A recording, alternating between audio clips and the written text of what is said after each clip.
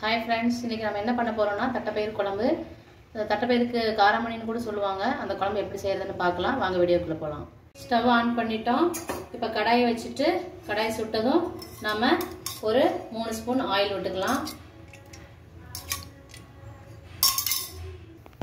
Oil சுட்டுருச்சு. நம்ம இப்போ பொரிக்கிறதுக்கு கடுகு போட்டுக்கலாம். கடுகு பொரிஞ்சதையும் நான் ஒரு பெரிய வெங்காயம் ஹாஃப் கட் பண்ணி வச்சுருக்கிறேன், ஒரு வரமிளகாய் வச்சுருக்கேன், தக்காளி ஒரு தக்காளி வச்சுருக்கேன். இதை போட்டு நம்ம ஃப்ரை பண்ணலாம்.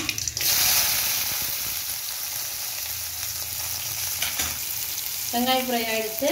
இப்போ ஒரு 2-3 பல்லு பூண்டு நறுக்கி வச்சுருக்கிறேன். இதையும் நம்ம ஃப்ரை பண்ணிக்கலாம்.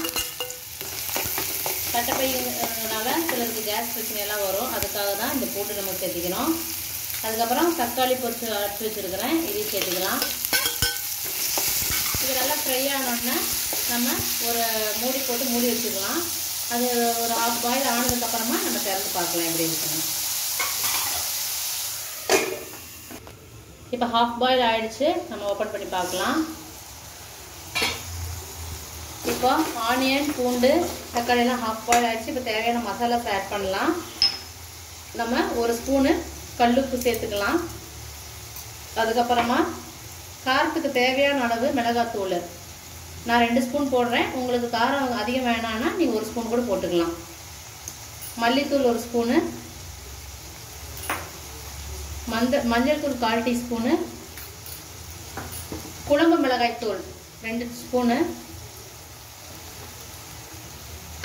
போட்டுக்கலாம். இப்போ நல்லா கலக்கி விட்டுட்டு மூடி வச்சு குக் பண்ணலாம். இது பாயில் ஆனதுக்கப்புறமா அடுத்த ப்ராசஸ் பார்க்கலாம்.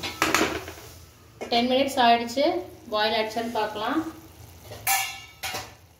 நல்லா பாயில் ஆகிடுச்சு. நமக்கு இந்த தண்ணி நம்ம மூடி வைக்கும்போது அதிலே தண்ணி வரும். அப்படியே தண்ணி வரலன்னா கூட நீங்கள் ஒரு 1/4 கிளாஸ் தண்ணியை ஊற்றி நீங்கள் க்ளோஸ் பண்ணி வச்சிங்கன்னா இந்த மாதிரி கன்சிஸ்டன்சி வந்துடும்.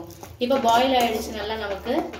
இப்போ இதோட நம்ம அரிஞ்சு வச்சுருக்கிற கத்திரிக்காய் வச்சுருக்கிறேன், இதை நம்ம போட்டு பாயில் பண்ணலாம். கத்திரிக்காயை போட்டு ஒரு கலக்கி வச்சுட்டு நாம் திரும்பவும் க்ளோஸ் பண்ணி வைக்கலாம். இந்த கத்திரிக்காய் பாயில் ஆனதுக்கப்புறமா அடுத்த ப்ராசஸ் பண்ணலாம். 10 மினிட்ஸ் கத்திரிக்காய் பாயில் ஆகிடுச்சு. இப்போ நம்ம இதோட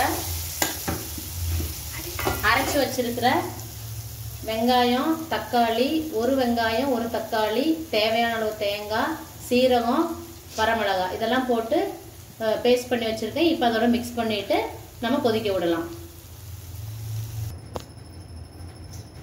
இப்போ அரைச்சி வச்சிருக்கிற தேங்காய் விழுதை ஆட் பண்ணிட்டேன்.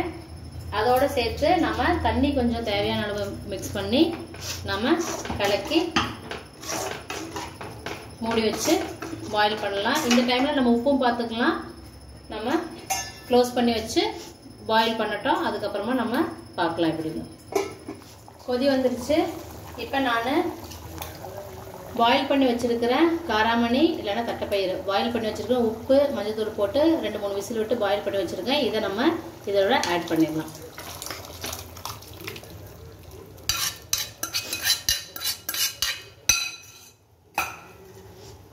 ஆட் பண்ணி மிக்ஸ் பண்ணி வைக்கலாம். தேவையான அளவு தண்ணி போட்டு ஒரு கொதி விடுவோம். இப்போ கொதி வந்துடுச்சு. நம்ம இப்போ ஒரு சின்ன நெல்லிக்காய் சைஸ் அளவு புளிக்கரைசல் கரைச்சி வச்சுருக்கேன். இப்போ அதை நம்ம மிக்ஸ் பண்ணிவிட்டு கொதிக்க விடலாம்.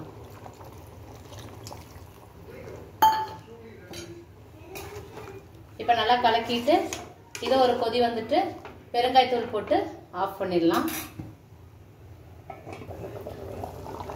இப்போ பாயில் ஆகிடுச்சு. நாம் இதில் ஒரு பிஞ்சு பெருங்காயத்தூள் தூவி நாம் கருவேப்பிலை வச்சு டெக்கரேஷனுக்கு நம்ம இதை ஆஃப் பண்ணிடலாம். இப்போ சுவையான தட்டைப்பயிறு குழம்பு தயார். கன்சிஸ்டன்சி இந்த பாகத்துக்கு இருக்குது, ஊற்றி சாப்பிட்ற மாதிரி. சாப்பாட்டுக்கு, இட்லி, தோசை எல்லாத்துக்குமே நல்லாயிருக்கும். ட்ரை பண்ணி பாருங்கள். பார்த்துட்டு கமெண்டில் எப்படி இருக்குன்னு சொல்லுங்கள். தேங்க்யூ.